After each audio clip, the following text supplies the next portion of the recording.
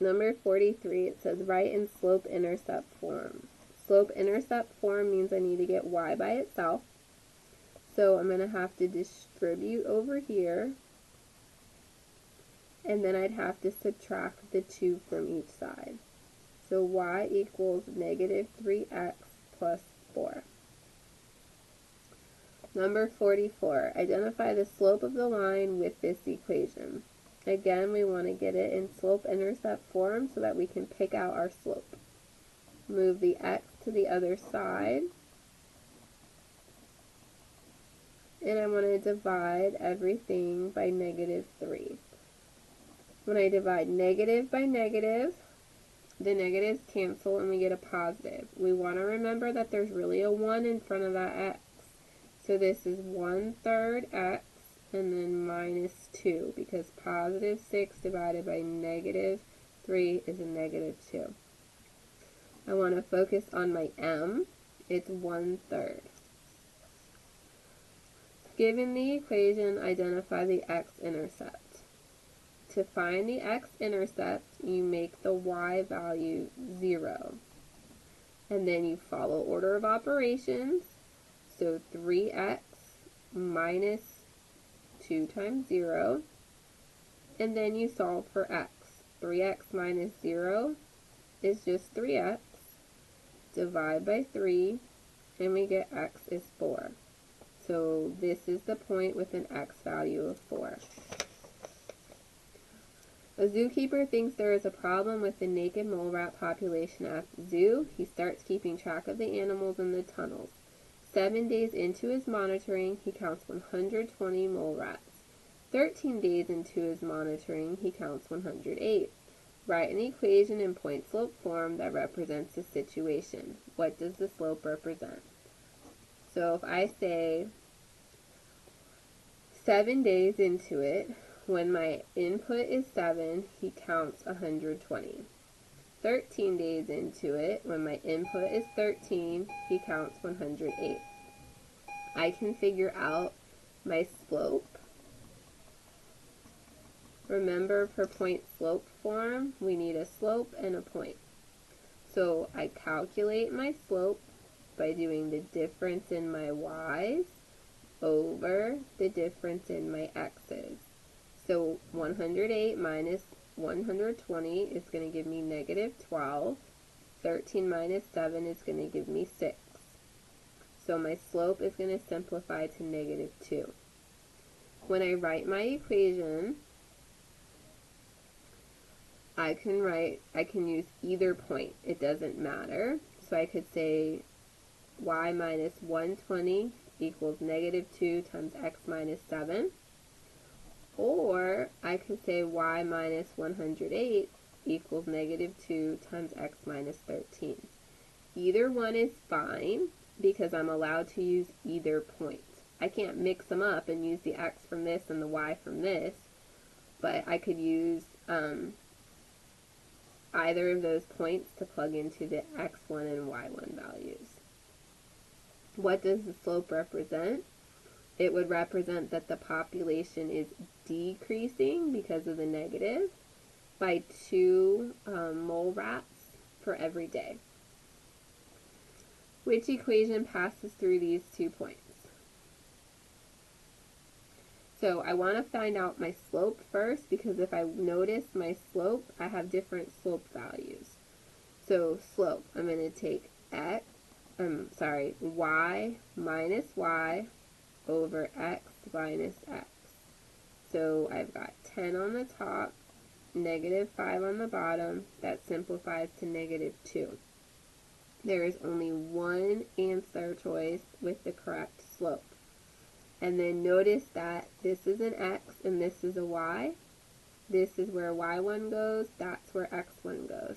They have these values plugged in correctly. So had there been 2 choices with a negative 2 of a slope, you just want to make sure that they plug in the points in the correct spot also. Write the equation in slope-intercept form. We've done this multiple times now. Distribute the negative 2 and then subtract the 4 from each side, because your goal to get it into slope-intercept form is to get the y by itself. So negative 2x plus 4. Number 49, write the equation of the line that passes through the given points in slope-intercept form. I need my slope. When I subtract a negative, that's the same as adding a positive. And if you forget that, you can just use your calculators. So this is going to give me a negative 3 over a positive 3, which gives me a negative 1 for my overall slope. It says we need to write the equation in slope-intercept form, so there's more than one way we can do this. If we start in point-slope form, we could say y minus y1, because this is x, this is y, equals negative 1 times x minus x1. When you have subtract a negative, it means the same as plus a positive. So I clean up my equation, and now we do what we did for the other problems. We're going to distribute, and then, we're going to subtract 1 from each side, and we get y, I'm running out of space, y equals negative 1x, and then minus 3.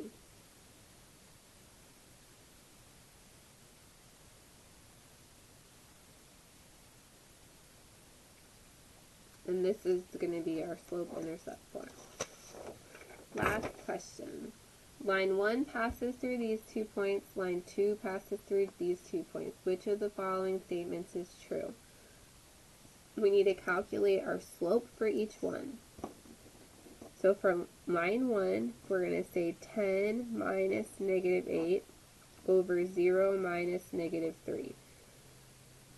Minus a negative is the same as plus a positive, so that's going to give me 18 over 3, which is 6. Line 2 gives me 6 minus negative 6 over 4 minus 2. That's going to give me 12 in the top, 2 in the bottom, gives me 6. So I know that they have the same slope. So I know that they're not going to be perpendicular.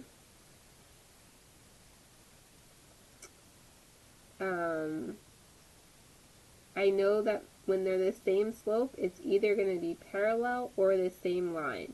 So they're not perpendicular and they're not intersecting. So now I need to see if they are the same line. In order to do that, I'm going to need to get the equations of my line, and I'm going to need to put it in slope-intercept form. So for line 1, I'm going to pick these two, that point, those coordinates. This is x1, y1. And I'm going to say y minus 10 equals 6 times x minus 0. Y minus 10 equals 6x minus 0, because 6 times 0 is 0. And then I'm going to add 10 to both sides, so y equals 6x plus 10. For line 2, I'm going to use these coordinates. Y minus 6 equals 6 times x minus 4. Y minus 6 equals 6x minus 24. And then add 6, y equals 6x minus 18. So while their slopes are the same, their y-intercepts are different. So they're going to be parallel. If they were exactly the same, their y-intercepts would have been the same also. You can also sketch this out to help you get an idea. If we went to negative 3, negative 8, and 0, 10, this is going to be line 1. Line 2 is at 2, 1, 2, 3, 4, 5, 6, negative 6, and 4, positive 6. So if you really weren't sure what to do with the equations, make a picture, and you can tell for sure they're not the same line. they are definitely not perpendicular, and there'd be a really good chance that they're parallel based on my picture. Okay, so if you're not sure, you could draw a picture to help you, even if you forget all this equation stuff. Okay, remember parallel means they're never going to touch each other.